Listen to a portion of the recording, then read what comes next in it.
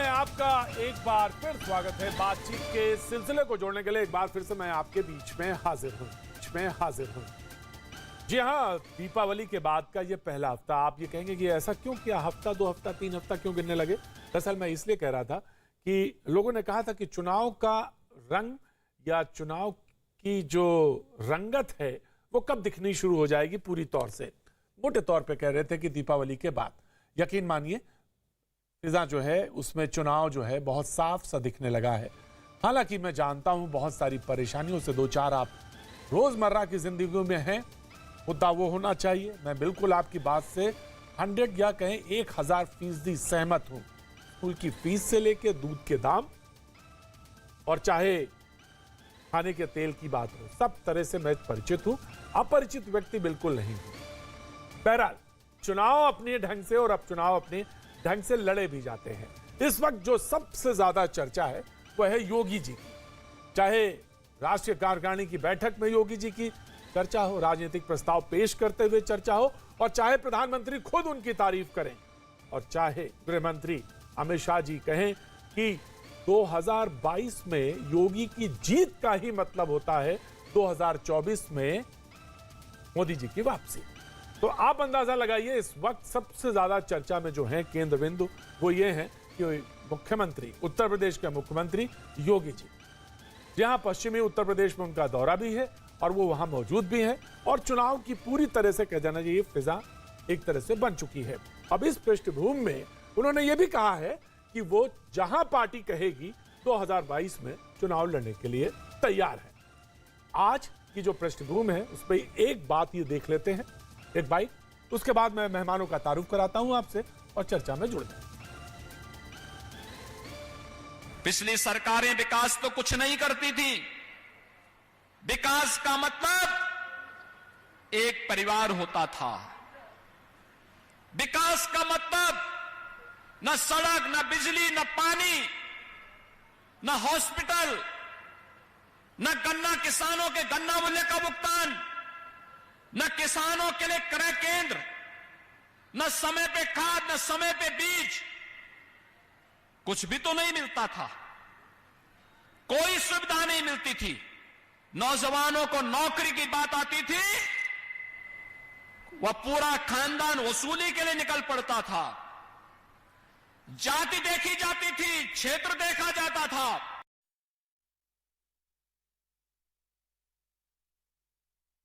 जी, बातचीत के सिलसिले को जोड़ेंगे और जो मेहमान हमारे साथ जुड़े उनसे हम आपका तारुफ भी करा देते हैं। राकेश त्रिपाठी जी बीजेपी का पक्ष रखने के लिए लखनऊ से जुड़ रहे हैं। राजकुमार भाटी जी ग्रेटर नोएडा से हमारे साथ समाजवादी पार्टी का पक्ष रखने के लिए वो खाते में बहुत बहुत शुक्रिया राजकुमार जी। शादाब चौहान साहब पीस पार्टी का पक्ष रखेंगे।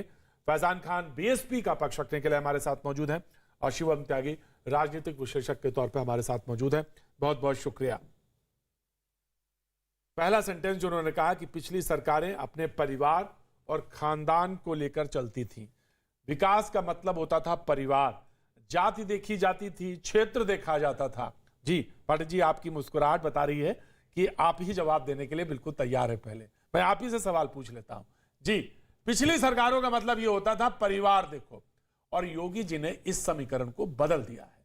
उन्होंने कहा कि सरकार का मतलब त्याग।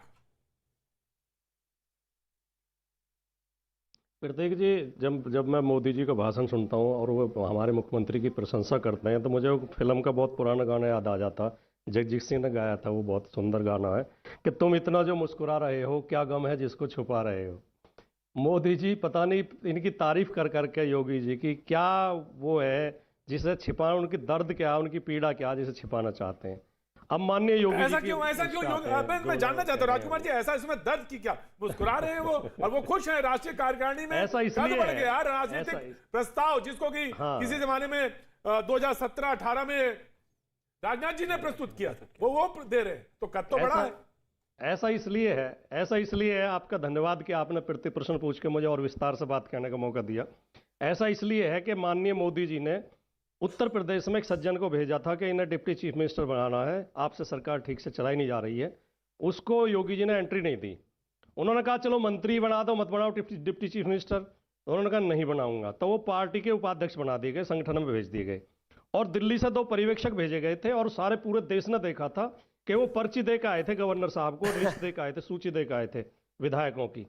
तो लेकिन एक चीज तो बताइए भाटी जी, लेकिन एक चीज तो बताइए, जो जिन महोदय को भेजा गया था ना वो मोदी जी के परिवार से थे और ना योगी जी के परिवार से थे। भाई आपकी तरह तो नहीं था एक ही परिवार में 35 लाल बत्तियां होती थी। सुन लेते, मैं तो बिल्कुल सुनूंगा, लेकिन मेरा भी तो सवाल हो सकता है ना। सुन लीजिए, मैं राजकुमार जी की बात पूरी सुन लेते फिर कह जी जी जब बहुत बोलिए। माफी यही तो समस्या भारतीय जनता पार्टी के लोगों के साथ, यही तो समस्या। ये तो मेरी निजी समस्या है, पता नहीं भारतीय जनता पार्टी का, तो मुझे वो तो राकेश त्रिपाठी नहीं है उस बात का जवाब। राजकुमार भाटी अच्छा प्रवक्ता नहीं है, समाजवादी पार्टी अच्छी पार्टी नहीं है, अखिलेश यादव अच्छे मुख्यमंत्री नहीं थे। जो खूबियां भगवान ने भरी हैं सब इनके अंदर भर दी हैं। भाटी जी पार्टी है कहाँ? ये तो मुलायम सिंह जी प्राइवेट लिमिटेड है। एक ही परिवार में 35 लोगों पर लाल बत्तियां हुआ करती थी, पार्टी कैसे हो गई? भाई राजा का बेटा राजा बनेगा तो पार्टी कैसे हो गई? क्यों हम तो लोकतंत्र में रहते हैं ना। अगर लोकतंत्र में रहते हैं तो फिर तो चुनाव होना चाहिए। चाहते हो? नहीं बिल्कुल नहीं। आप बताइए ना, ये तो सच्चाई है, ये तो सच्चाई है ना, इसको तो स्वीकार करना पड़ेगा आपको। एक करके अगर राजा का बेटा राजा बना तो फिर वो पार्टी कैसे रह गई? वो लोकतांत्रिक पार्टी कैसे हो गई? मुझे बताइए। ठीक है, ये सवाल है आपको। मैं आपका एक करके 1 बाय 1 बोलने दीजिए पहले उन्हें। राजकुमार भाटी जी माफी चाहता हूं। राजकुमार भाटी जी। प्रतीक जी, मेरे सामने स्क्रीन नहीं है, मैं देख नहीं पा रहा, लेकिन मैं माफी चाहता हूं। शायद शिवम त्यागी बोल रहे हैं। मैं माफी, हाँ जी वही बोल रहे हैं। नहीं, शिवम त्यागी बोल रहे थे नहीं है? हाँ जी वही बोल रहे हैं। शिवम भाई, लोकतंत्र का तो ला भी नहीं जानते आप। ला अच्छा। लोकतंत्र का ला नहीं जानते। लोकतंत्र की सबसे पहली मर्यादा है कि विपक्ष को सुनो। लोकतंत्र की सबसे पहली क्लास है, सबसे पहला पाठ कि विपक्ष को सुनो, विपक्ष को सम्मान दो। अच्छा। और जो भाषा आप बोलते हैं और आपके मुख्यमंत्री बोलते हैं, वो लोकतंत्र की भाषा नहीं है, वो गुंडा तंत्र की भाषा है, जो योगी आदित्यनाथ सदन में खड़े होकर बोलते हैं। अरे आप बोलोगे क्यों? जब मुझे मौका दिया था, आप बोलोगे क्यों? नहीं, मैं तो चुप आप जब बोलोगे मैं बिल्कुल नहीं बोलूंगा, आप कुछ भी कहना। देखिए, अरे चुप रहना ही पड़ेगा आपको। और क्या आप सोच रहे हो चिल्ला के डिबेट बिगाड़ दोगे? मैं बिल्कुल चिल्ला कर नहीं कह रहा हूं। अब तो देखिए भाटी जी, आप बोले, मैं बड़ी शालीनता से सुन रहा था। लोकतंत्र का पाठ हमें पढ़ाएंगे, शर्म करो। लोकतंत्र का पाठ हमें पढ़ाएंगे। पार्टी परिवार पे आधारित है, लोकतंत्र का पाठ आप देश को पढ़ाएंगे। मैं आपको मौका दे दूंगा। पिताजी को साइड कर दिया, लोकतंत्र का Shivam Tyagi, I will give you chance, of course I will give you chance. Shivam Tyagi, मैं चांस दूंगा आपको, बोलने का मौका दूंगा। राजकुमार भाटी जी को बोलने दीजिए। देखिए शिवम भाई, बहुत विनम्रता के साथ, बहुत प्यार के साथ कहना चाहता हूं, जो योगी जी बोल रहे हैं, सड़कें नहीं बनती थी यार। लखनऊ आगरा एक्सप्रेस वे जैसा 302 किलोमीटर लंबी सड़क 22 महीने में बना के दिखाई, जो एक शानदार रोड उत्तर प्रदेश की सबसे ज्यादा है। और 5 साल योगी जी इसी का प्रचार करते रहे कि उत्तर प्रदेश में है देश का सबसे लंबा एक्सप्रेस वे। कह रहे थे कॉलेज नहीं खुल रहे थे, अस्पतालें नहीं खुल रही थी। मेरे जिले में, मेरा छोटा सा जिला गौतम बुद्ध नगर, मेरे जिले में 2 मेडिकल कॉलेज अखिलेश यादव ने दिए। जिम्स कासना में, government institute of medical sciences, इतना शानदार कोरोना में इतनी शानदार सेवा उन्होंने की है, वो अखिलेश यादव की देन है। बिजली की बात कर रहे थे, बिजली का जो उत्पादन किया अखिलेश यादव ने किया। आपने केवल बिजली के बिल बढ़ाए हैं, 5 गुना बिजली का बिल बढ़ा दिया आपने। जो घर का बिल हमारा 150 रुपए आता था, वो अब 1000 रुपए तक आता है। जो ट्यूबवेल का बिल 600 रुपए आता था, वो 2500 रुपए आता है। और बिल बकाया बिलों पर आप लोगों को जेल भेज रहे हैं, उनके खिलाफ मुकदमे कर रहे हैं, लोगों का उत्पीड़न कर रहे हैं। पेट्रोल के दाम बढ़ा दिए, डीजल के दाम बढ़ा दिए, गैस मैं शिवम आपको दूंगा। और गन्ने की बात की योगी जी ने। 10 सेकंड में सबका जवाब। एक्चुअली में शिवम, राकेश त्रिपाठी जी का चांस है, उनको बोलने का मौका मिलना चाहिए, लेकिन जस्ट 10 सेकंड आपको दूंगा, उसके बाद नहीं। राकेश जी, मैं सबसे पहले आपको यह कहना चाहता हूं, आपने 2 सड़कों की बात की इस देश में। उत्तर प्रदेश में 70 साल में 2 सड़कें बनाई इन्होंने, और इस बात के लिए इनको तालियां की जरूरत है। तालियां आपके लिए। उसमें से भी 15 किलोमीटर आप छोड़ के चले गए थे, वो भी भारतीय जनता पार्टी ने पूरा किया। बिल की बात की, चलिए उत्तर प्रदेश में आपको 2012 से पहले की सिचुएशन और 2012 से 17 की सिचुएशन लेकर चलता हूं। जब 5 घंटे लाइट आती थी, लोगों को लाइट आती नहीं थी, तो बिल की जरूरत कहां है? और आपने क्या कहा? पिछले 5 साल में 4 एक्सप्रेसवेज बनकर तैयार हैं और अगले महीने उद्घाटन भी हो रहे हैं। आपने 70 साल में 2 सड़कें बनाई, उसके लिए आपको कितनी छाती पीटे भाई, आपकी कितनी तारीफ करें। और हिंदू हृदय सम्राट आदरणीय योगी आदित्यनाथ जी ने इस देश के लिए, प्रदेश के लिए जो सबसे बड़ी बात रोकी, वो ये कि इस प्रदेश में अब हिंदुओं का पलायन नहीं होता। एक जमाना था जब मेरठ के खैर नगर में, ब्रह्मपुरी में, उत्तर प्रदेश के मुजफ्फरनगर में, कैराना में हिंदू बेचारा घर बेचकर भाग जाता था, घुस नहीं सकता था बहुत सारी गलियों में। आज कहीं भी जाएंगे ना बाटी जी, मैं आपको लेकर चलूंगा उत्तर प्रदेश के मेरठ में, आप कहीं भी जाएंगे छाती ठोक कर जा सकते हैं, आपको डरने की जरूरत नहीं है। राइट सर, ठीक है भाटी जी, मैं आपको ही दूंगा चांस दूंगा, लेकिन राकेश जी को रिस्पॉन्ड करने दीजिए, राकेश जी को रिस्पॉन्ड करने दीजिए, उसके बाद में आ जाता आपके पास। राकेश जी को रिस्पॉन्ड करने दीजिए, राकेश त्रिपाठी जी। प्रतीक जी देखिए, मैं अपेक्षा करता हूं कि बिना चीखम चिल्ली के अपनी अपनी बात सब लोग कहेंगे। वेरी वेरी गुड, बहुत अच्छी देखिए, जो बात राजकुमार भाटी जी ने कही कि एक नेता को केंद्र से भेजा गया था और उसको मुख्यमंत्री योगी आदित्यनाथ जी ने उप मुख्यमंत्री बनने से रोक दिया, ये जानकारी कहां से लेकर के आए? राजकुमार भाटी जी के पास ये विशिष्ट गोपनीय जानकारी कहां से है? सार्वजनिक जो चेहरे रहे हैं मैं वो आपके सामने रख रहा हूं। 2017 के चुनाव से पहले एक दीपक सिंघल नाम के मुख्य सचिव हुआ करते थे। अगर राजकुमार भाटी जी स्मृति लोप के शिकार नहीं हो गए हैं तो इनको याद होगा कि अखिलेश यादव जी चीफ सेक्रेटरी अपना नहीं बना सकते थे और मुलायम सिंह यादव जी के कहने पर किस प्रकार से उनको मजबूरी में बनाना पड़ता था और सार्वजनिक रूप से स्वीकार करते थे। ये भाषण में कहते थे कि मुझे मजबूरी में इनको चीफ सेक्रेटरी बनाना पड़ा है। ये बात पूरे प्रदेश ने देखी है कि कैसे अपने चाचा शिवपाल यादव को पीडब्ल्यूडी मिनिस्टर से बर्खास्त करना पड़ा था, सड़कों पर दंगल हुआ था, कलह का किस प्रकार से दंगा नाच हुआ था, ये सबने देखा था परिवार का, कि पिताजी को चुनाव आयोग जाना पड़ा था अपनी पार्टी का अध्यक्ष बने रहने के लिए और पार्टी से किस प्रकार से धकिया करके मंच से अपने पिताजी को उतारा था अखिलेश यादव जी ने। इसलिए पार्टी के भीतर किस प्रकार का लोकतंत्र था यह समाजवादी पार्टी बेहतर ढंग से जानती है, राजकुमार भाटी जी बेहतर ढंग से जानते हैं। भारतीय जनता पार्टी में किसी भी नेता ने कहीं भी किसी भी मंच पर कोई नेतृत्व के प्रति सवाल उठाए हो तो निश्चित तौर पर मैं सार्वजनिक तौर पर माफी मांगने को तैयार हूंगा। भारतीय जनता पार्टी के में लोकतंत्र में जितना अनुशासन हम रखते हैं उस तरह के अनुशासन की कल्पना भी नहीं कर सकते। राजकुमार भाटी जी प्राइवेट लिमिटेड कंपनी के चलाने वाले, परिवार की एक पार्टी चलाने वाले, आप भारतीय जनता पार्टी के बारे में इस तरह टिप्पणी करते हैं तो बहुत हल्कापन लगता है। मैं बहुत जिम्मेदारी से कुछ बातें कहूंगा। राइट सर, राजकुमार भाटी जी, योगी आदित्यनाथ जी के सामने किसी कोई विकल्प नहीं है विपक्ष के पास। आज पूरा विपक्ष एक दूसरे के साथ गठबंधन करने के लिए, गलबहियां करने के लिए तरह तरह के विकल्प ढूंढ रहा है। किस प्रकार से दो युवाओं का साथ पसंद किया, जनता ने खारिज कर दिया। किस तरह से बुआ बबुआ का साथ पसंद किया, जनता ने खारिज कर दिया। छोटे छोटे दलों का गठबंधन बनाने की कोशिश कर रहे हैं। रोज चाचा का बयान आता है कि भतीजा मुझे भाव नहीं दे रहा है, भतीजे का बयान आता है कि चाचा को हम पूरा सम्मान देने हैं। चाचा भतीजा, भतीजा चाचा, ये कब तक इसी प्रकार की राजनीति रहेगा? उत्तर प्रदेश आज विकास के मुद्दे पर आगे बढ़ चुका है। एक पूर्वांचल एक्सप्रेसवे का नाम लेते हैं, 5 एक्सप्रेसवे उत्तर प्रदेश को देने का काम हमने किया है। पूर्वांचल एक्सप्रेसवे 340 किलोमीटर का आपके एक्सप्रेसवे के प्रपोजल से लगभग 3000 करोड़ कम कीमत पर हमने बनाने का काम किया है।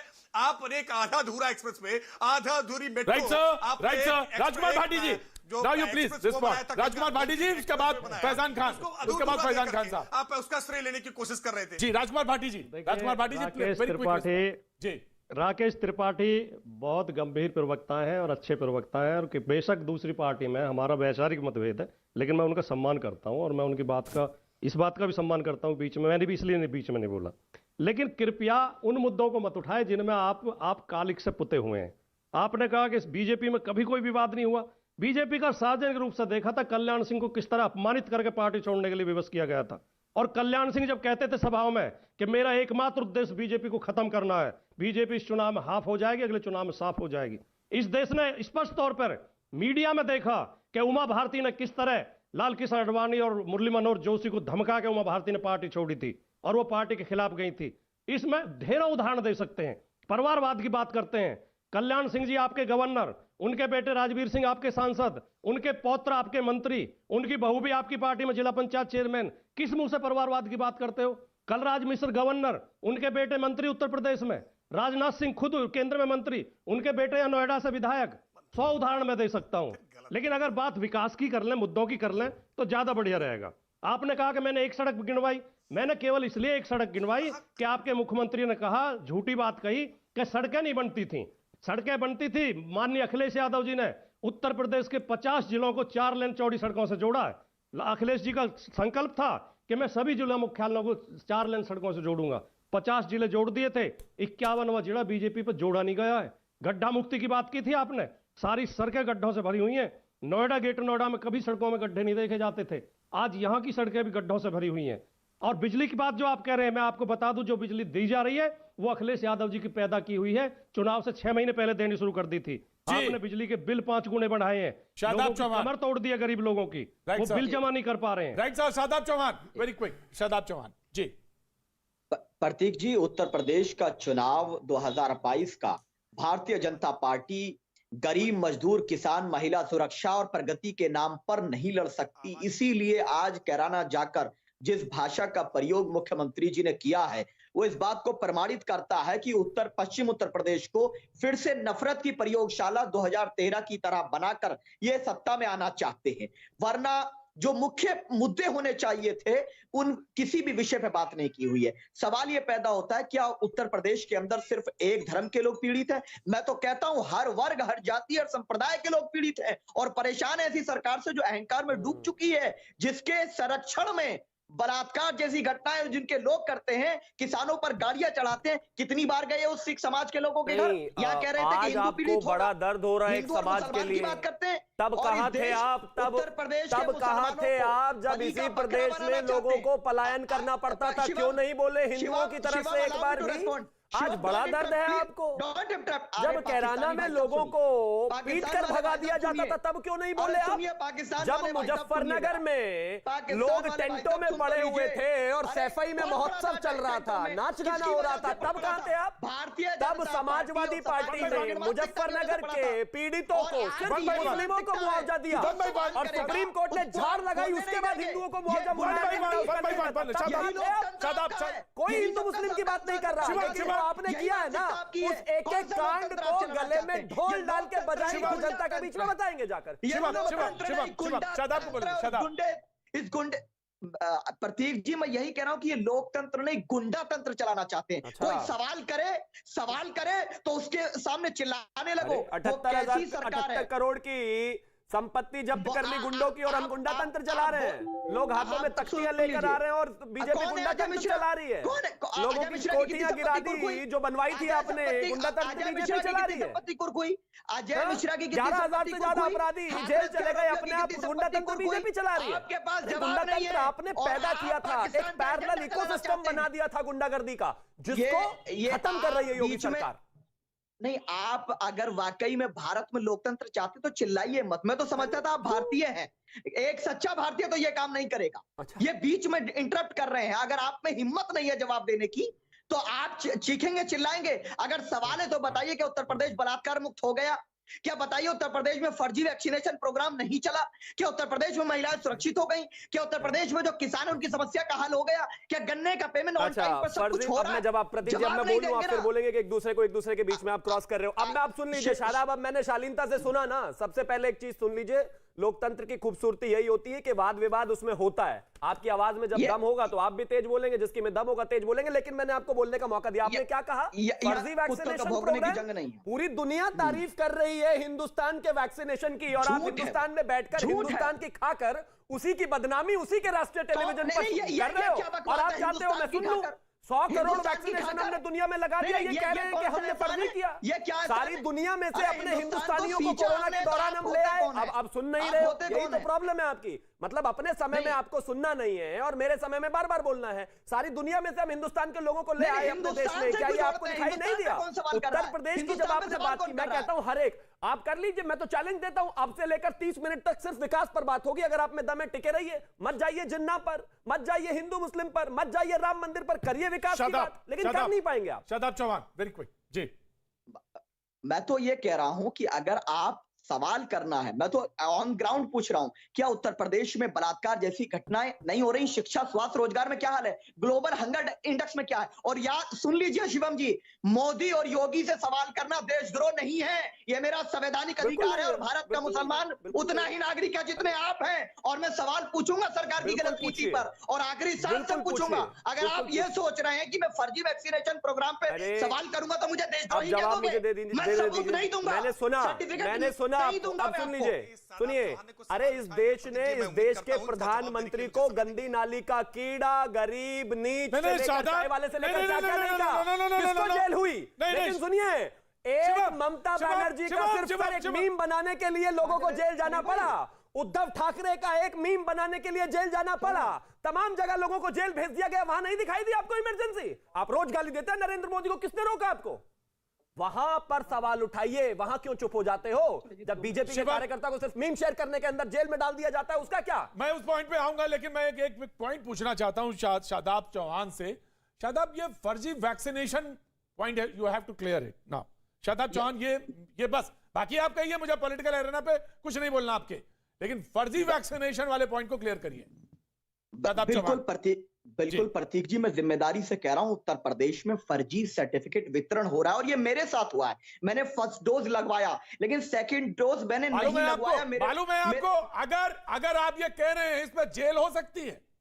मैं जेल मैं बहुत जिम्मेदारी के साथ कह रहा हूं, क्योंकि वैक्सीनेशन जो है गवर्नमेंट का प्रोग्राम है, और उसमें अगर कहीं कोई आदमी ऐसा करता है और यह करता हुआ पाया जाता है, मैं तो ये भी कह रहा हूं, करता हुआ पाया जाता है, उसमें संलिग्न होता है, तो उसकी सजा है सर, उसकी सजा है। शादाब भाई, now you have to clear it. मैं बिल्कुल प्रतीक भाई, मैं सच बोल रहा हूं, मेरे साथ फर्जीवाड़ा हुआ है, मेरे साथियों के साथ हुआ है, जो हमने बुक किया था। हम जब लगवाने गए नहीं, सर्टिफिकेट कैसे आ गया? तो इसीलिए मैं कह रहा हूं, उत्तर प्रदेश में वैक्सीन घोटाला, फर्जीवाड़ा है। अगर जेल भेजना है, जांच करानी है, तो शादाब चौहान जांच के लिए तैयार है। वैक्सीनेशन के नाम पर जनता के पैसे। शादाब भाई, मैं ये मानता हूं कि अगर आपके साथ हुआ है तो आप उसकी रिपोर्ट करिए, लेकिन पूरे वैक्सीनेशन जब पूरी दुनिया उसको कह रही है, तो उस पे सवाल। मैं राकेश जी, ऑफ कोर्स राकेश एक क्लैरिफिकेशन देना चाहते हैं। राकेश, वेरी क्विक, फिर उसके बाद मैं आता हूं आपके पास। बीएसपी फैजान खान, खूब टाइम है फैजान भाई, मुश्किल में नहीं है, टाइम बहुत है हमारे पास, डोंट वरी। जी राकेश जी, पूरी पैंडेमिक में, पूरी कोरोना महामारी, इस त्रासदी में सबसे एक आशा की किरण निकल करके सामने आई जब भारत ने अपनी स्वदेशी निर्मित अपनी वैक्सीन बना ली। यह दुर्भाग्य रहा है कि समाजवादी पार्टी के मुखिया अखिलेश यादव से लेकर के राहुल गांधी तक तमाम विपक्षी दलों ने वैक्सीन को लेकर के तरह तरह के सवाल उठाने शुरू किए। वैक्सीन के फर्जी वैक्सीनेशन हो रहा है, वैक्सीन लगाने से नपुंसकता आ जाएगी, वैक्सीन नहीं लगवानी चाहिए, वैक्सीन ये काम नहीं करती है, तरह तरह के इस तरह की अफवाहें उड़ाई गई। लेकिन मैं मानता हूं, देश की जनता को बहुत आभार व्यक्त करता हूं, धन्यवाद व्यक्त करता हूं कि पूरी देश की जनता ने एकजुट होकर के 100 करोड़ से ज्यादा वैक्सीन आज लगा करके पूरे विश्व के सामने फैजान खान साहब, अगर भारत इस कोरोना महामारी से सबसे मजबूती से लड़ा है, तो उसमें वैक्सीनेशन का एक ड्राइव, ये बहुत बड़ी ड्राइव। मैंने बस मैं वैक्सीनेशन पे क्लियरिफिकेशन चाह रहा था, बस वैक्सीनेशन पे सर क्लियरिफिकेशन चाह रहा था, बाकी कुछ नहीं। जी फैजान खान साहब, योगी वर्सेस ऑल, जी आपका टेक। प्रतीक भाई, बहुत बहुत शुक्रिया आपका हमें समय देने के लिए। मतलब हमें तो लगा आपने राजनीति के जो विशेषज्ञ के नाम पे बहन जी यूपी में बड़ी मजबूती के साथ मौजूद हैं, और आप भी मौजूद हैं, और कोई माइनस नहीं कर सकता। कहने से कैसे हो सकता है, मेरे कहने से थोड़ी ना कुछ दुनिया बदल जाएगी। जी फैजान भाई। नहीं, मैं प्रतीक जी ये कहना चाह रहा हूँ कि राकेश त्रिपाठी जी भारतीय जनता पार्टी के प्रवक्ता, मैं उन्हें बहुत अच्छे से जानता हूँ। Is a very good spokes person, और वो अच्छा बोलते। मुझे समझ में नहीं आता कि उन्हें ऐसे प्रवक्ताओं को ये राजनीतिक विशेषज्ञों की जरूरत मेरे ख्याल से नहीं पड़नी चाहिए आपके डिबेट में। बहरहाल फिर भी आपका चैनल है, आप जिसके चैनल से बुलाएं, पर उन्हें कह दीजिएगा हमारे मामले में डिस्टर्ब ना करें, क्योंकि मैं प्रवक्ता साहब का जवाब देने के लिए हूँ। मैं वो राजनीति के विशेषज्ञ जो खाली बोलने का काम करते हैं उनको मैं जवाब दे ही नहीं। मैं आपका और ये अपने बड़े भाई आप जवाब राकेश त्रिपाठी जी को दीजिए, ऑफिशियल वही है, वही जवाब लेंगे। लेकिन ये विश्लेषकों से इतना डर कैसा, मुझे समझ में नहीं आता। भाई बीजेपी का जो स्टैंड है राकेश जी बताएंगे, लेकिन आप ये विश्लेषकों से इतना डरते क्यों? दर्जन भर चैनल है जहां बीएसपी का प्रवक्ता नहीं जाता, रोज विश्लेषक बैठे रहते हैं। भाई अपने घर शीशे के दूसरों पे पत्थर फेंक रहे हो, कमाल की बात है। समझता हूँ अपने आप को, आप क्या हैं? अरे मुझे आपसे सवाल जवाब करना भी नहीं है। आप क्या है, मतलब मैं उत्तर प्रदेश की 23 जनता में से एक हूँ। बस अगर जनता को जवाब नहीं दोगे ना, तो जहां पर हो उससे भी नीचे चले जाओगे। डर क्यों रहे हो? प्रवक्ता साहब मौजूद है भारतीय जनता पार्टी। अरे मैंने तो कहा ना, जवाब उनसे लीजिए, लेकिन जनता को मत ना बोलिए। फैजान भाई क्या करने बैठे हैं? फैजान भाई आप पॉइंट पर बात कीजिए ना। आदरणीय योगी आदित्यनाथ और बीजेपी की बात हो रही है, उनकी बात कीजिए। मेरी बात करके समय क्यों व्यर्थ कर रहे हैं? छोड़िए, नहीं हूं मैं। योगी जी वर्सेस ऑल, मैं साफ बात कर दूं, अभी राकेश जी ने भी और सारे आपने भी बात उठाई कोरोना काल की। मैं कोरोना काल से ही आपकी बात शुरुआत करता हूं अपनी बात की। आपको पता होना चाहिए, माननीय उच्च न्यायालय ने, प्रतीक जी, माननीय उच्च न्यायालय ने इस बात को कहा कि अगर कोरोना काल में ऑक्सीजन से कोई मर रहा है तो ये नरसंहार है। This was the statement. ये स्टेटमेंट माननीय न्यायालय साहब का है। उसी तरह से दूसरा जवाब आया कि स्वास्थ्य व्यवस्था उत्तर प्रदेश के गांवों में राम भरोसे। दिस आर द स्टेटमेंट जो मैं कोट कर रहा हूं आपको, ये मैं नहीं बता रहा हूं, ये हाई कोर्ट, माने हाई कोर्ट ने इस बात को कहा है।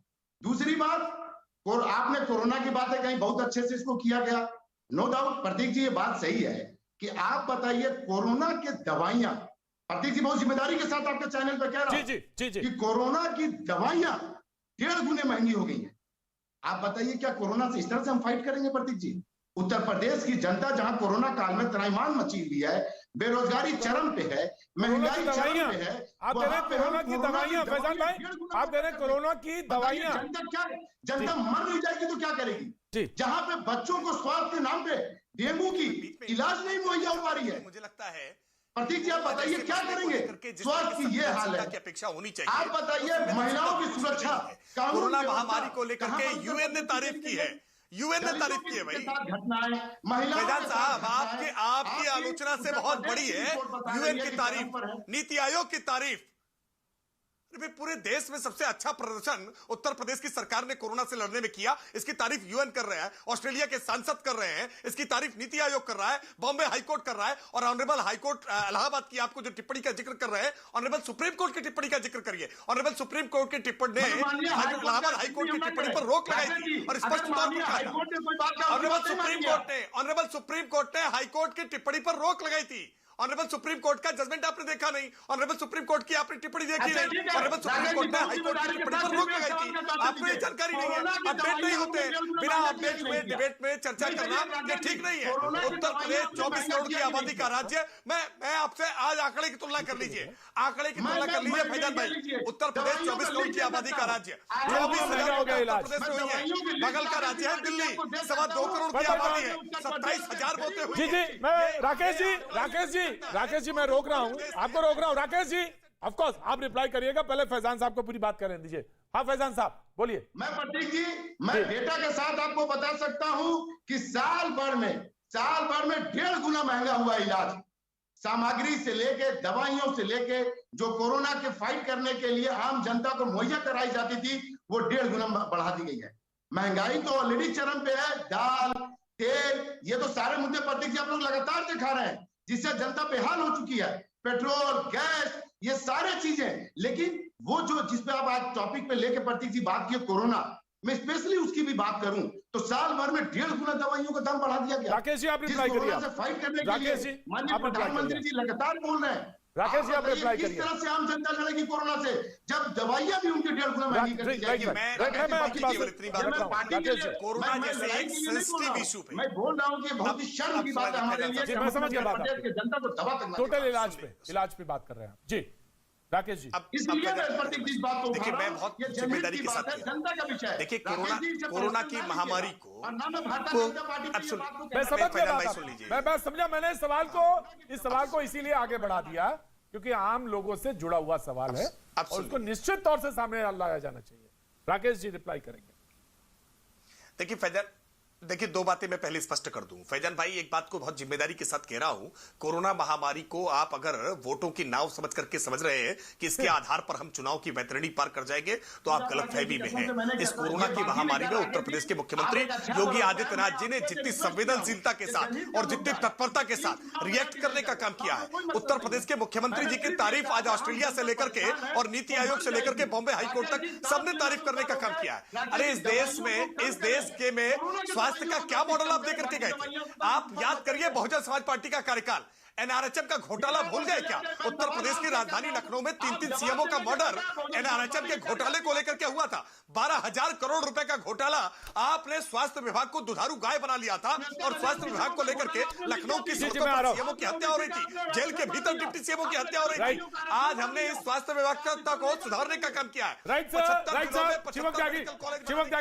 शिवम त्यागीलाल जी, शिवम ये अपने आप में इस देश के लिए हास्यास्पद है कि इस देश में अगर खेल भी होते थे कॉमनवेल्थ जैसे तो उसमें 12-12 हजार रुपए का एक टॉयलेट रोल बेचा जाता था। ये देश इस बात का कृतज्ञ है और शुक्रगुजार है इस देश की 130 करोड़ जनता के कोरोना के समय कांग्रेस की सरकार नहीं थी, नहीं तो सारे के सारे इटली होते और हर एक चीज में घोटाला होता। आज एक भी जगह मुझे बताइए प्रतीक जी, इन्होंने 1.5 गुना दवाई किसकी बता रहे हैं? ये कोरोना में कौन सी दवाई है जिसकी 1.5 गुना कीमत बढ़ गई? मैं इलाज पे नहीं, वो क्लैरिफाई किया उन्होंने, वो उन्होंने क्लैरिफाई किया इलाज पर, किस इलाज 1.5 गुना इलाज पर, इलाज पर नहीं बिल्कुल नहीं, स्टैंडर्ड चार्ट है हर जगह का, गाइडलाइन है उत्तर प्रदेश सरकार की। दो मरीजों के बिल लेकर आए हैं, मैं गारंटी देता हूं अगर वापस ना हुए तो। नहीं शिवम, मैं आपकी इस बात से बिल्कुल सहमत नहीं हूं। और इलाज महंगा हुआ है, इलाज प्राइवेट अस्पतालों में क्या हालत है? शुरुआत में जब इस तरह की चीजें हुई, उसके बाद से उत्तर प्रदेश सरकार ने संज्ञान लिया, नोटिफाई किया, हॉस्पिटल्स को भेजा और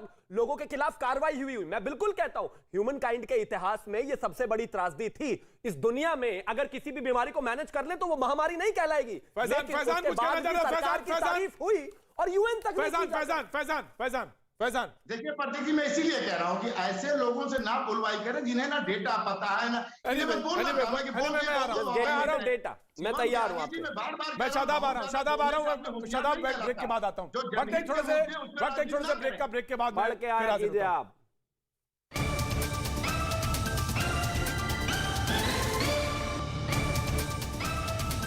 भैया जी, कहीं मैं आपका एक बार फिर से स्वागत है। बातचीत के सिलसिले को एक बार फिर से जोड़ने के लिए मैं आपके बीच में हाजिर हूं।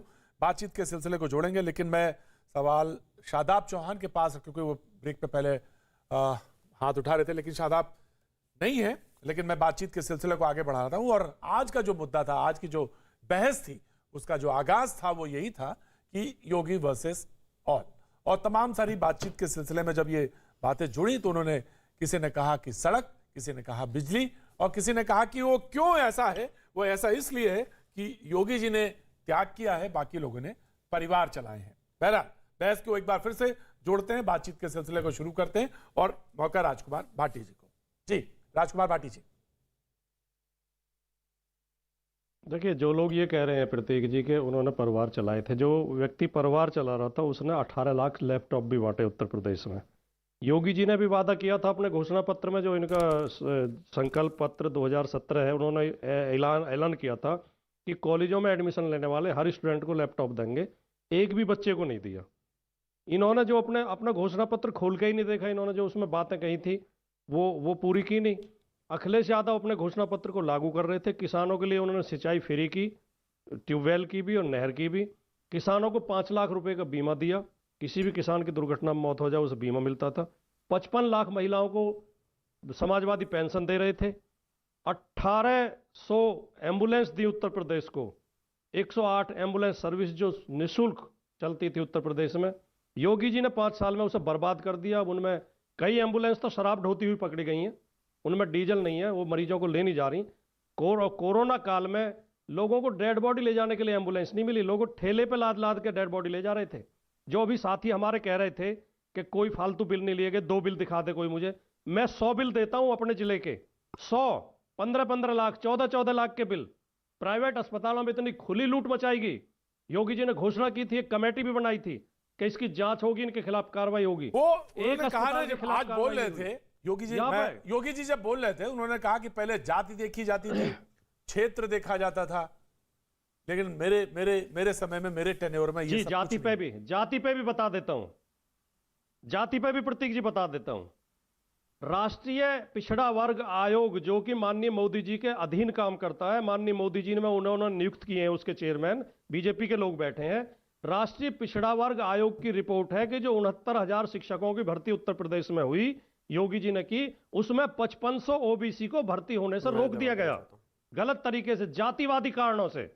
सुनिए, हाई कोर्ट ने एक जांच का आदेश दिया था कि इनकी कॉपी जांची जाएंगी, उसमें पैसे जमा हुए थे। तो जब जांची गई प्रतीक जी, तो यह पाया गया कि ओबीसी और एससी कैंडिडेट्स के, जिसके 110 नंबर थे उसके 10 कर दिए गए, जिसके 120 नंबर थे उसके 20 कर दिए गए, और दूसरे कैंडिडेट्स के, जो जनरल कैटेगरी के कैंडिडेट से, उनके 50 नंबर बढ़ा के 150 कर दिए गए। राइट सर, तो ये right sir, Shivam Tyagi, you have to wait, Shivam Tyagi, you have to wait. हां जी, राकेश जी, राकेश त्रिपाठी, राकेश त्रिपाठी। देखिए, राजकुमार भाटी जी के तथ्यों में, आंकड़ों में बहुत सारी त्रुटियां होती हैं।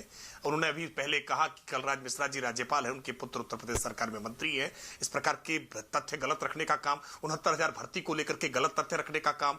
उत्तर प्रदेश में आज 4.5 लाख भर्तियां हमने सरकारी नौकरियों में की है, और इन 4.5 लाख नौकरियों में एक भी भर्ती में किसी प्रकार की कोई त्रुटि नहीं हुई है। पिछड़ा वर्ग आयोग ने नहीं कहा, राकेश जी, भर्ती के आयोग आपने मेरे तथ्यों को गलत बता दिया। आप सुन लीजिए, पिछड़ा वर्ग आयोग की प्रिलिमिनरी इंक्वायरी, अरे भाई, प्राथमिक जांच जो उसकी थी, जो तथ्य रखे गए थे, उन तथ्यों के आधार पर, नहीं भाई, जो तथ्य अभ्यर्थियों के आधार पर रखे गए थे उस आधार पर ये सवाल पूछे थे। अंतिम जो जांच रिपोर्ट, आप, अरे भाई, आपको जानकारी नहीं है राजकुमार भाटी जी, आपको जानकारी नहीं है, आपको जानकारी नहीं है, आपको 69,000 भर्ती के बारे में जानकारी नहीं है, 68,500 भर्ती के बारे में जानकारी नहीं है। अरे भाई, अनिल यादव को उत्तर प्रदेश लोक सेवा आयोग में अनिल यादव जैसे अपराधी को आपने बैठाने का काम किया था, कोर्ट से हटाने का काम किया कि नहीं किया? आपके समय में जितने भर्ती आयोग थे, चाहे वो अधीनस्थ सेवा चयन आयोग हो, चाहे वो लोक सेवा आयोग हो उत्तर प्रदेश का, हर भर्ती आयोग को आपकी सरकार के समय में कोर्ट ने हटाया। आप तमाम आयोगों को करप्ट कर रखा था। उत्तर प्रदेश के युवाओं के साथ किस प्रकार का अन्याय किया था। एटा, इटावा, फर्रुखाबाद, मैनपुरी कुछ जिले ऐसे थे जिन जिलों के लोगों की भर्तियां जाति के आधार पर देख करके, पैसों के आधार पर, सिफारिश के आधार पर होती थी। और न केवल मैं आ रहा हूं, बिल्कुल मैं डिबेट को आगे बोलता हूं। जी, शिवम, मैं आ रहा हूं, शिवम करते थे। आज हमने उत्तर प्रदेश में एक मैं आ रहा हूं, राजकुमार भाटी जी मैं आता हूं, राजकुमार भाटी जी मैं आता हूं। जी, शिवम त्यागी, वेरी क्विक। प्रतीक जी, मैं बस भर्तियों को लेकर इतना कहना चाहता हूं, 2003 में इन्होंने 23,000 पुलिस की भर्ती की थी। हाई कोर्ट ने रोक लगा दी थी इस बात को कहते हुए कि 7% से ज्यादा उसमें यादव थे। क्या बात कर रहे हैं आप? फिर जब बहन जी आई तो बहन जी ने उस पर जांच बिठाई, वहां पर जांच शुरू हो गई। उसके बाद जब अखिलेश यादव आए, सबसे पहले वही जांच बंद करवाई इन्होंने। अगर घोटाला नहीं था तो बंद क्यों किया? इनके ऊपर हाईकोर्ट का रिमार्क है 8% इस प्रदेश में थाना इंचार्ज यादव हुआ करते थे एक जमाने में। योगी जी जो बोल रहे हैं वो बिल्कुल सही है, तथ्यों के साथ है। 1000 रिपोर्ट्स है, कहिए, मैं लाके देता हूं आपको। अभी आपने ये काम किया है, जैसा कि राकेश जी ने कहा, 4.5 लाख भर्ती में कोई 4.5 आदमी आप बता दीजिए जो जाति के आधार पर हुआ हो। और योगी जी और इस प्रदेश के मुख्यमंत्री ने फोन कर करके पूछा, बिल्कुल फर्जी टोटल। राजकुमार भाटी जी, बिल्कुल फर्जी। राजकुमार भाटी जी, जी, राजकुमार भाटी। नहीं, ये सबके बीच में बोलते हैं शिवम त्यागी। देखिए, शिवम त्यागी जो आरोप लगा रहे हैं बिल्कुल फर्जी आरोप है, झूठे आरोप है। सर ये लीजिए, मैं निकाल के दिखा देता हूं आपको, क्या बात कर रहे हैं आप? सुनिए, मैं तो राष्ट्रीय पिछड़ा वर्ग आयोग की रिपोर्ट बता रहा हूं आपको। राष्ट्रीय पिछड़ा वर्ग आयोग ने रिपोर्ट दी है योगी जी के शासन में, मोदी जी के राष्ट्रीय पिछड़ा वर्ग आयोग ने, कि 5500 ओबीसी को आपने भर्ती होने से रोका गलत तरीके से। उनके मार्क्स बदले गए, उन्हें वो टीचर बन सकते थे। तो आप जातिवाद की बात करते हो, क्या बात कर रहे हो? और सुनिए, योगी जी ने उत्तर प्रदेश टेक्निकल यूनिवर्सिटी के 12 कॉलेजों में प्रिंसिपल बनाए। उन 12 में से 11 एक ही जाति के थे, 12 में से 11, और 12 में एक भी ओबीसी नहीं था, एक भी एससी नहीं था। बीजेपी और आरएसएस से बड़ा कोई जातिवादी है? आरएसएस की स्थापना ही जातिवाद के लिए हुई है। आरएसएस तो केवल लोगों को हिंदू के नाम पे, मुझे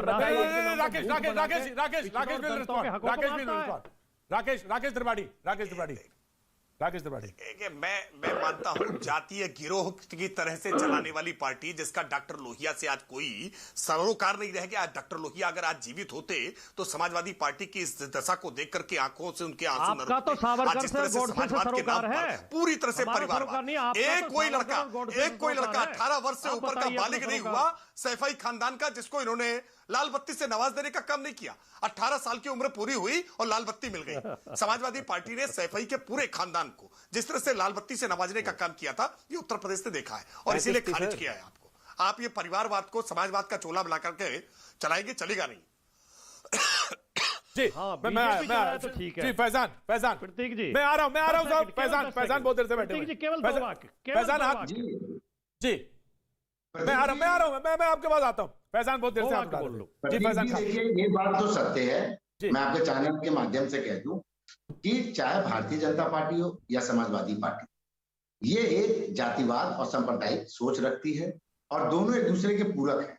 जिस तरह से समाजवादी पार्टी इन्हें देती है सांप्रदायिकता फैलाने की जगह, उसी तरीके से भारतीय जनता पार्टी देती है। मैं विकास के नाम पे बात करना चाहता हूं, क्योंकि आप प्रतीक जी इस बात को देख रहे होंगे कि चुनाव जैसे जैसे नजदीक आ रहा है, दोनों दल, समाजवादी पार्टी और भारतीय जनता पार्टी, चुनाव को जातिवाद में बांटना चाह रही है, सांप्रदायिकता की तरफ फैल रही है। आज माननीय योगी आदित्यनाथ जी का कैराना जाना भी ये साफ तौर से संकेत देता है कि 4.5 साल में आपको कैराना याद नहीं आए। आज आप जाके वहां पर कैराना की एक और घटना मैं बता दूं, वहां के फैक्ट्री में ब्लास्ट भी हुआ था, बहुत बड़ा, आप लोगों ने सबने कवर किया था, यह 2013 का ही वाकया है। आज योगी आदित्यनाथ जी उनके घर परिवार से नहीं मिले, लेकिन वो ऐसे विषयों पे बात करते हैं जिस तरह अब्बा जान और माननीय आप मुझे अखिलेश यादव जी, जिन्ना, अरे ये सारे मुद्दे हिंदुओं का चुनाव के कत्लेआम दौरान हुआ, आ रहे हैं। उनको इससे मारा साफ दिख गया, रहा है उनको कि काटा समाजवादी गया, पार्टी उन पर गोलियां बरसाई गई। कोई चीज बताइए, उनकी बात कौन करेगा? अगर एक प्रदेश में अगर एक योगी बात नहीं करेंगे तो कौन करेगा? अरे भाई कमाल की बात है। आपने हमें मुजफ्फरनगर में काटा, आपने कार सेवकों को काटा, कैराना से भगाया, मेरठ से भगाया। कोई सूद ले रहा है तो आपको दर्द हो रहा है।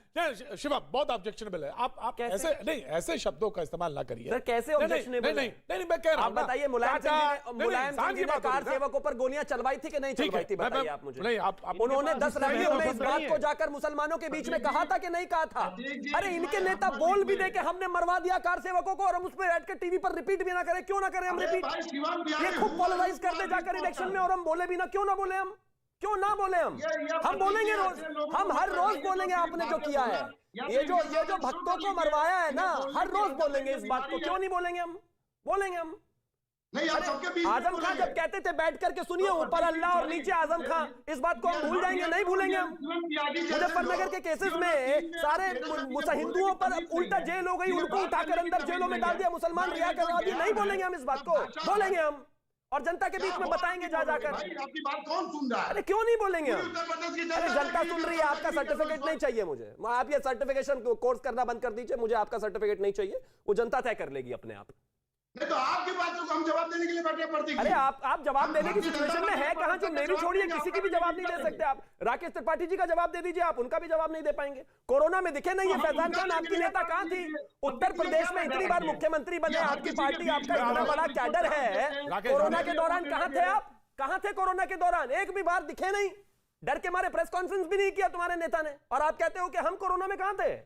मुझे लगता है आप तो शायद टीवी पे भी नहीं दिखे कि कहीं टीवी पे आने से कोरोना ना हो जाए। बहुत ज्यादा स्मार्ट बनने से और बोलने से अपने स्मार्ट नहीं बन रहा हूं मैं, आपको ये आईना दिखा रहा हूं जो आप देखना नहीं चाहते। पूछ लो, चुनाव में गए थे, हार गए थे, तो ये जो बातें और प्रयोग आप कर रहे हो, किसी भी नेता को बोल दे रहे हो अपने हिसाब से। मैं किसी नेता को कोई गलत नहीं बोल रहा हूं, सबको सम्मान से कह रहा हूं, लेकिन अगर आपको लगता है कि आपने जो किया उसको ये प्रदेश भूल जाए तो फैजान, एक बात, किसी को नेता को कुछ बोल देना नहीं, वो उनकी अपनी विचारधारा है। मुझे कह रहे मारेंगे हम आपको। नहीं फैजान, वो उनकी अपनी विचारधारा है, वो अगर बोल सकते हैं तो उन्होंने, वो बैठे हैं तो पैनल पे बोलेंगे। जी राकेश त्रिपाठी, आप जवाब दीजिए। फैजान आप बिल्कुल, आप फ्री नहीं, फैजान आप फ्री हैं जवाब देने के लिए, आप जवाब दे सकते हैं। जी मैं आ रहा हूं फैजान आपके पास। देखिए जी राकेश, देखिए राजकुमार, बिल्कुल फैजान, मैं आ रहा हूं राकेश प्रतीक जी, राकेश जी जी देखिए प्रतीक जी, राजकुमार भाटी जी या फैजान खान इस बात को बेहतर ढंग से जानते हैं कि किस प्रकार से मुकीम काला का आतंक किस तरह से था और उसके कारण से कैराना में बड़ी संख्या में पलायन हो रहा था। क्या मुकीम काला, मुख्तार अंसारी, औतीक अहमद जैसे लोगों को संरक्षण देने का काम सपा बसपा की सरकारों ने नहीं किया? क्या इस पाप से अपने हाथ को बचा सकते हैं कि इन्होंने उत्तर प्रदेश में बहुसंख्यक हितों को हमेशा अपमानित करने का काम किया है, हिंदुओं को हमेशा पददलित करने का काम किया है? क्या यह बात सच नहीं है कि अपराधियों को, तमाम इवन आतंकवादियों तक की सिफारिश करने का काम किया है? अखिलेश यादव जी की सरकार आने के बाद इन्होंने जो लखनऊ के, बनारस के, जो अयोध्या के सीरियल ब्लास्ट के आरोपी थे, क्या उन सीरियल ब्लास्ट के आरोपियों को छोड़ने के लिए सिफारिश नहीं की थी? क्या अपराधियों को, आतंकवादियों को ये जानबूझ करके जाति के आधार पर, मजहब के आधार पर संरक्षित करने का काम नहीं करते थे? क्या ये सच नहीं है कि अपराधी की जाति देखते थे, ये अपराधियों का मजहब देखते थे? राकेश जी फैजान को जवाब दे दीजिए। जब एनकाउंटर राजकुमार जी आ रहा हूं, राजकुमार जी मैं आ रहा हूं, पहचानने का काम किया है। राइट राकेश जी, फैजान जवाब देना चाहते हैं, फिर आराम से मैं आता हूं राजकुमार जी आपके पास। उसके बाद राकेश त्रिपाठी जी, मैं साफ तौर से आपसे कहना चाहता हूं, क्या भारतीय जनता पार्टी अपराधियों में भी जाति देखेगी? जिस तरह वो उत्तर प्रदेश की जनता में तो जाति देख ही रही है, विशेष तो आप समुदाय देख में रहे जिस तरह से ये आगे तो का आप काम देख किया रहे जा थे रहा ना। है। क्या आप ये अपराधियों मुकीम में काला भी को कौन बचा अगर रहा हिम्मत है ना था? ये किसी कौन पार्टी मुख्तार की, अंसारी तो को आप बचा रहा अंजुमान में था? ये धर्मेंद्र कौन सिंह का नाम अतीक क्यों अहमद को लिया? बचा रहा सुनील सिंह का था? नाम अरे भाई क्यों आप लिया? तो जाति और सुशील सिंह का मजहब के नाम क्यों आधार लिया? पर क्या आप एक बचाने का अपराधी काम उत्तर कर रहे प्रदेश थे में? ना।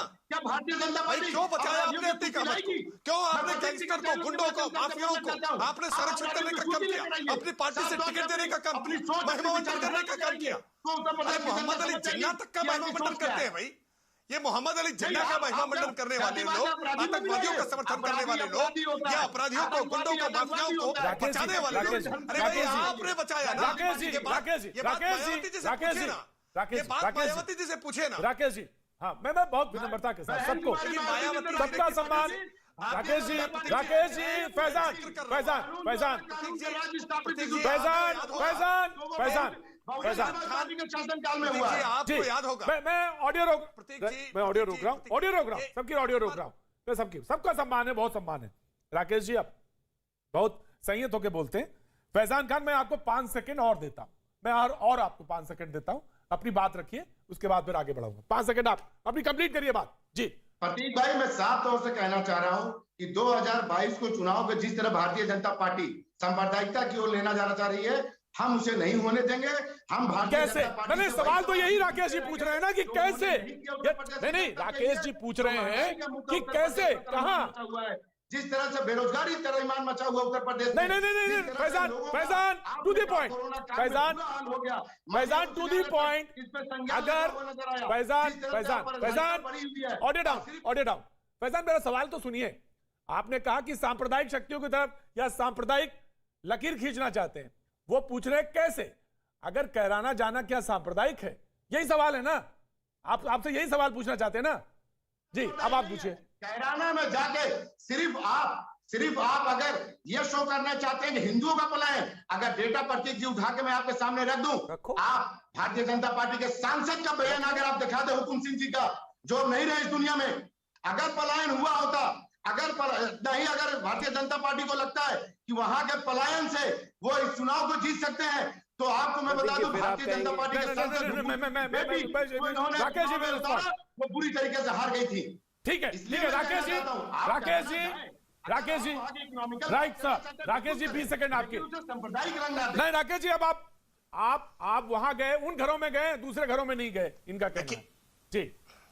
राकेश जी नहीं देखिए, ये सच है फैजान खान कितना भी चीखे चिल्लाए, राजकुमार भाटी जी झूठा बताए, लेकिन ये सच है कि स्वर्गीय हुकुम सिंह जी ने सबसे पहले इस मुद्दे को उठाया था कि वो कोई कैराना में जो हिंदू बहुसंख्यक थे जिनका पलायन हो रहा था, वहां पर कुछ ऐसे आताताई थे जो लगातार जाति और मजहब पहचान करके कुछ लोगों को पीड़ित करने का काम कर रहे थे, और उनकी सुनवाई करने वाला कोई नहीं था। कानून व्यवस्था पूरी तरह से ताक पर रख उठी थी। मुकीम काला जैसे अपराधियों का संरक्षण तत्कालीन सरकारें कर रही थी, और कैराना जैसे स्थानों पर और पश्चिमी उत्तर प्रदेश के कई जिलों से हिंदुओं का पलायन हो रहा था। लेकिन आज उत्तर प्रदेश में योगी आदित्यनाथ जी की सरकार आने के बाद न केवल पलायन रुका, बल्कि जो लोग पलायित लोग थे वो वापस लौटे हैं। आज उत्तर प्रदेश के पश्चिम उत्तर प्रदेश में जहां उद्योग धंधों को हमने बढ़ाने का काम किया, निवेश का एक सुरक्षित वातावरण बनाने का काम किया, वरना घर से बहन बेटियों का निकलना दुभर हो गया था। राजकुमार भाटी जी, उत्तर प्रदेश भूल जाएगा क्या कि किस प्रकार से मुजफ्फरनगर में सचिन और गौरव को अपनी शहादत देनी पड़ी थी अपनी बहनों के सम्मान के लिए, और उसके बाद पूरा मुजफ्फरनगर महीनों तक जलता रहा था। यह तमाम अपराधियों को, दंगे के आरोपियों को हेलीकॉप्टर से, सरकारी राजकीय वायुयान से मुख्यमंत्री आवास में बुला करके नाश्ता करा रहे थे, जलपान करा रहे थे। ये अपराधियों को संरक्षण देने का काम करते थे। लखनऊ से टेलीफोन जाया करता था आजम खान का, और इनको संरक्षण मिल जाया करता था। लेकिन आज वो संरक्षण देने वाले आजम खान स्वयं जेल की सलाखों के पीछे है। फर्जी प्रकार के प्रपत्र बना करके अपने बेटे अब्दुल्ला आजम को इस प्रकार से वो विधायक बना रहे थे। डॉक्यूमेंटल एविडेंस के आधार पर 419 20 67 68 71 के मसलों पर आज हाईकोर्ट के द्वारा उनको बेल नहीं मिल रही है, जमानत नहीं मिल रही है, सुप्रीम कोर्ट तक प्रयास कर रहे हैं, जमानत नहीं मिल रही है। यही आजम खान इनके पोस्टर बॉय थे, इनके नेता थे। आज उत्तर प्रदेश में योगी आदित्यनाथ जी की सरकार में इनका हिसाब हुआ है 150 से ज्यादा अपराधियों को एनकाउंटर में मार गिराया। मैंने आपको वही पॉइंट लिया, मैंने वही पॉइंट लिया आपका, मैंने पॉइंट लिया आपका राकेश जी को दर्द होता है, अखिलेश यादव जी को दर्द होता है। राइट, मैंने वही पॉइंट लिया आपका। राजकुमार भाटी जी, सारी चर्चा है, परिचर्चा है, लेकिन चर्चा जहां से शुरू हुई थी वो वही था सवाल कि योगी वर्सेस ऑल। अब आप जवाब देना चाहें जी राजकुमार। देखिए योगी वर्सेस और की तो बात यह है प्रतीक जी की, जब भी जहां भी चुनाव होते हैं, प्रदेश में हो देश में हो, जो सरकार में बैठा होता है वर्सेस ऑल ही होता है उसके साथ।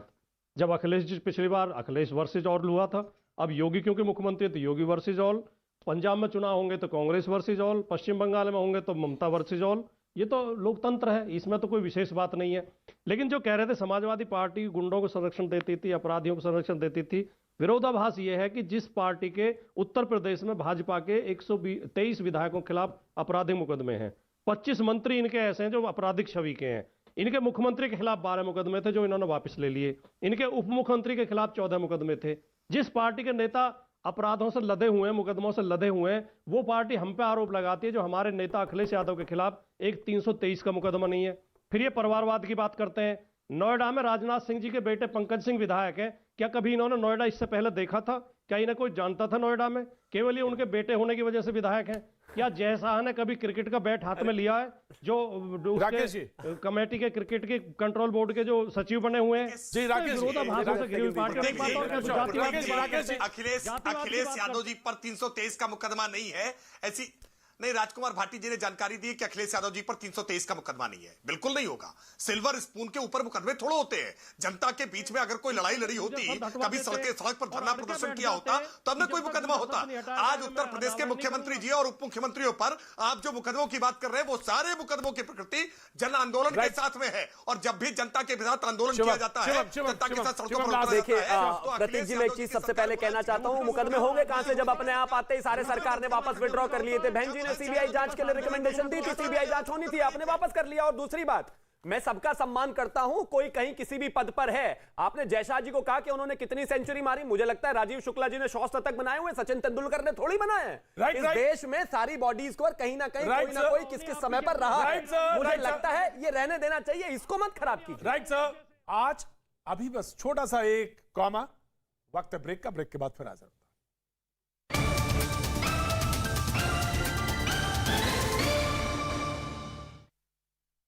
न्यूज 18 के कू हैंडल पर आज हमने सवाल पूछा था कि कोरोना में लौटे हिंदू क्या योगी सरकार को सुरक्षा के मुद्दे पर सफल साबित करते हैं। आप अपना जवाब स्क्रीन पर देख सकते हैं। ज्यादा जानकारी के लिए अपने सुझावों के लिए न्यूज 18 के कू हैंडल को फॉलो कीजिए। हरियाणा में लौटे हिंदू क्या योगी के कानून व्यवस्था को सफल साबित करते हैं, ये सवाल आज हमने पूछा था। अभिषेक जी का जवाब आप स्क्रीन पर देख सकते हैं।